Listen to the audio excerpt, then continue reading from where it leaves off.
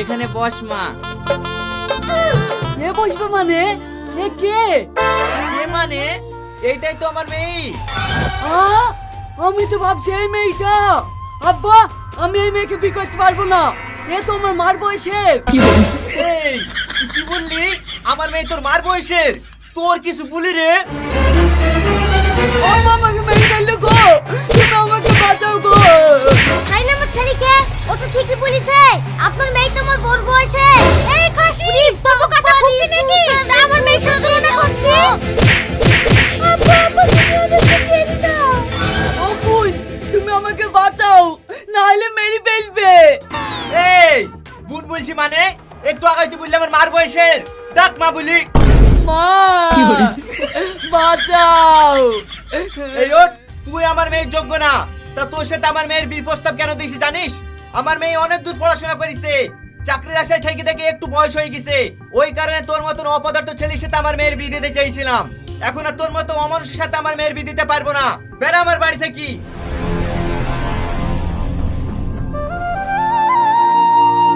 আব্বা তুমি আমার লেগে ছেলে দেখো না, আমার অনেক বয়স হয়ে গেছে, আমাকে আর কেউ বিয়ে করবে না। বিয়ে করবে না মানে? 1 মাসের মধ্যে তোর বিয়ে দেখাবো। না আব্বা, আমি চাই না আমার বাড়িতে বিয়ের মানুষ আসুক। পাড়ার মেয়েরা সব আমাকে টিটকারি মেরে হাসাহাসি করে। দেখ মা, কে হাসলো কে টিটকারি মারলো ওসব দেখলে হবে? যেখানে তোর ভাগ্যে আছে ওইখানে তোর বিয়ে হবে। ওগো, বুড়ি সকাল থেকে কিছু খায়নি, চাটি খেতে দাও গা। ঠিক আছে, চ বুড়ি চারটি খেয়ে লেগা।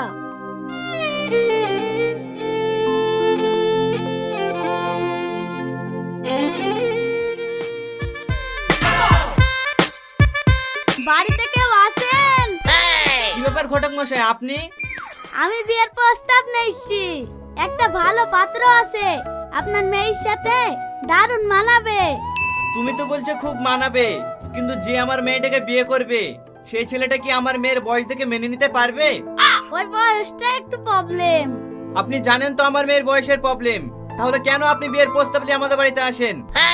চেষ্টা করি, জাত ব্যবসা তো, বাড়িতে হাত পা গুটি বসে থাকলে তো হবে না, লস হয় হোক। লস আপনার হবে কেনে? লস তো আমার। আপনি কমসে কম 100টা ছেলে দেখেছেন, বিয়ের কোনো খোঁজ নাই, ভালো মন্দ খেয়ে চলে গেছেন। আপনার দ্বারাই আমার মেয়ের বিয়ে কোনো সম্ভব না। আপনি এখন জানতো। ঘটক মশাই আপনি দাঁড়ান, আব্বার কথায় কিছু মনে করেন না। কি মনে করব, এটাই তো আমার কাজ। যে ছেলেটা আমাকে বিয়ের প্রস্তাব পাঠিয়েছে তাকে আমার বাড়িতে না এনে আমার সঙ্গে আলাদাভাবে কথা বলে দিতে পারবেন? পারবো, তাতে আমার লাভটা কি? ভালো মন্দ খাওয়া হবে না, তোমরা গোপন ভাবে বিয়ে করে ফেলবা, কোনো বকশিশও পাবো না। এইটা আপনার ভুল ধারণা, আমার কপালে বিয়ে নাই। তাও যদি হয় তাহলে আপনাকে আপনার প্রাপ্য বুঝিয়ে দেব। ঠিক আছে, কালকে তোমার সাথে আমি কথা বলে দেব। এখন আমি যাই।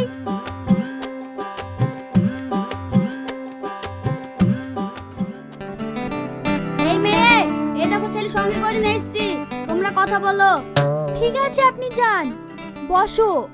তুমি যে আমার বাড়িতে বিয়ের প্রস্তাব পাঠিয়েছিলে, তুমি কি আমার সম্বন্ধে সব জানো? আমি সব কিছু জানি। তোমাদের আর্থিক অবস্থা কেমন, তুমি কত দূর অবধি পড়াশোনা করেছো, তোমার বয়স কত, আমি সব জানি। তুমি এত কিছু জানা সত্ত্বেও আমাকে বিয়ে করতে চাও? হ্যাঁ, বিয়ে করতে চাই। তোমাকে আমার খুব ভালো লেগেছে। আমারও তোমাকে খুব ভালো লেগেছে। তো বলো, তুমি আমাকে কবে বিয়ে করবে? কিছুদিন পরে আমার দিদির বিয়ে, বিয়েটা হয়ে গেলে আমি তোমাকে বিয়ে করব। ঠিক আছে, তাহলে ওই কথাই রইলো। আজ তাহলে আসি। চলে যাচ্ছো? তোমার ফোন নাম্বারটা পাওয়া যাবে? অবশ্যই, তোমার মোবাইলটা দাও।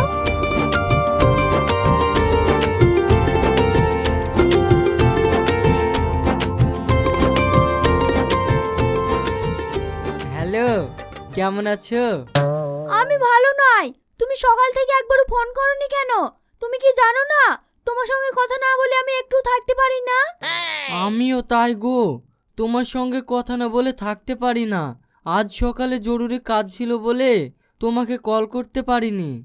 তুমি যদি আমাকে এতই ভালোবাসো, তোমার দিদির তো বিয়ে হয়ে গেছে, তাও তুমি আমাকে এখনো বিয়ে করছো না কেন? তুমি জানো না সোনা, আমার আব্বুর সঙ্গে সব কথা হয়ে গেছে। কালকে তোমাদের বাড়ি গিয়ে বিয়ের কথা পাকা করে আসবে। আজ আমার কি আনন্দ হয়েছে। তুমি ফোনটা রাখো, আমি আব্বাকে এক্ষুনি এই খবরটা দিচ্ছি।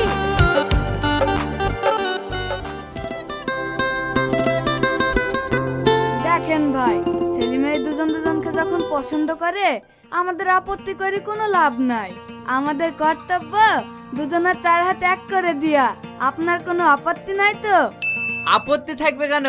এটা তো আমার সৌভাগ্য যে আপনার বাড়িতে আমার মেয়ে বউ হয়ে যাবে। তাহলে ভাই আগামী শুক্রবারে বিয়ের দিনটা পাকা করা হোক। ঠিক আছে ভাই, তাই করেন। এখানে মেয়ের গার্জেন কে? আমি মাওলানা সাহেব। আপনি মেয়ের কে হন? আমি মেয়ের বাপ। আচ্ছা, তাহলে আমরা বিবাহের কাজ শুরু করি। হ্যাঁ, শুরু করুন, কোনো সমস্যা নাই। চাচা চাচা, পিয়নের চিঠি এসছে, তোমাকে বাইরে ডাকছে। ঠিক আছে, চ। হাদিপুর নিবাসী আজিজ শেখের পুত্র রিয়াজ শেখ 1,01,000 টাকা দেনমোহরের পরিবর্তে তোমাকে শাদী করতে এসেছে। তুমি কি রাজি? বলো মা। আলহামদুলিল্লাহ, কবুল করিলাম। এই বুড়ি, খবরদার কবুল বলবি নি। কেন আব্বা, কি হলো? কবুল বলবো না কেন? বলবি নি বলিস, বলবি নি। চ ঘরে। কি হলো? এই লোকটা চিঠি নিয়ে চলে গেল। কি হলো? কি ব্যাপার? সবার সামনে এইভাবে টেনে নিয়ে আসলি, কি হয়েছে বলো? এটা আমাদের কপাল খুলে গেছে। তুই যে চাকরির পরীক্ষা দিয়েছিলি তার জয়েন লেটার চলে এসছে। এ তো বিশাল খুশির খবর আব্বা। সবার সামনে বললি না কেন?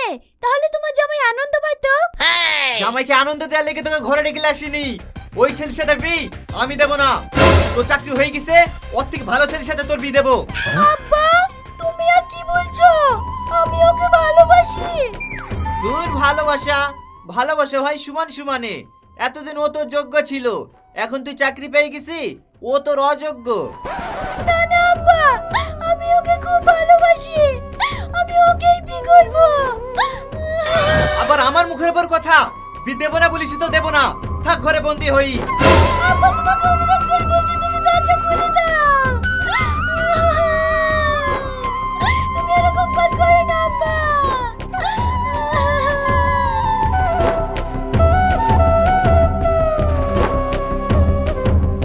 কি ব্যাপার? আপনার মেয়ে রেজিন লিছিলাম আর আপনি হাত ধরে পরপর করে টেনে নিয়ে চলে গেলেন। মেয়ে কোথায়? সেই কই ফির তোমাকে দেবো কেন? ওই ভোট তো দিতেই হবে। বিটাকে ছেলে খেলামও পেয়েছেন নাকি? ডাকেন আপনার মেয়েকে। মেয়ে ডাকার কোনো দরকার নাই। আমি সাফ সাফ বলছি, এপি হবে না। আপন আপন বাড়ি চল যাও। বাড়ি যাব মানে? কি হয়েছে বলবেন তো? তোমার ছেলের অনেক দোষ পেয়েছি, আমি বি দেবো না। কি দোষ পেয়েছেন ভাই? একটু বলেন না। দোষ আছে, আমি বলবো না।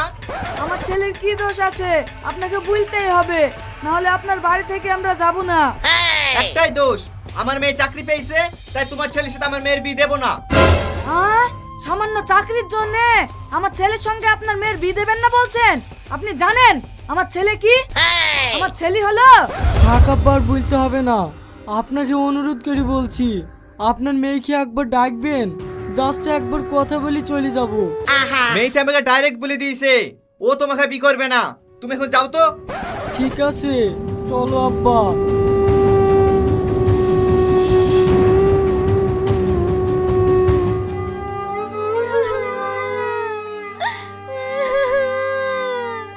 কি হলো বুড়ি, কাঁদতে কাঁদতে আসছি কেনে? আব্বা, সবারই চাকরি হয়ে গেল। অফিসের যে হেড, সেই আমার চাকরিটা ক্যান্সেল করে দিয়েছে। কিসের লেগে তোকে চাকরি থেকে বাদ দিলে রে বুড়ি? আমি জানি না আব্বা, আমার তো সবকিছুই ঠিক আছে। তাহলে বুড়ি চ তোর হেড অফিসের কাছে, বুঝি পারি কিছু হয় কি দেখি কি। ঠিক আছে আব্বা, তাই চলো।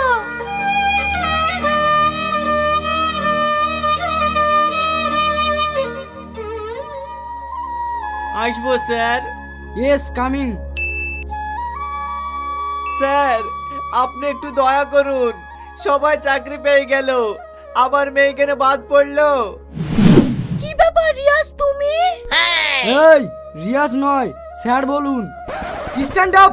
আপনাকে এখানে বসার পারমিশন কে দিয়েছে?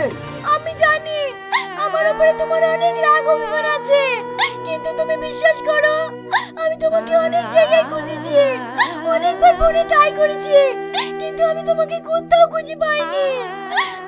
বন্ধ করো তোমার এই নাটক। তুমি হচ্ছে লোভী স্বার্থপর, যে শুধুমাত্র একটা চাকরির জন্য তার ভালোবাসাকে ভুলে যায়। তার সঙ্গে আমি কথা বলতে চাইনি। I say get out.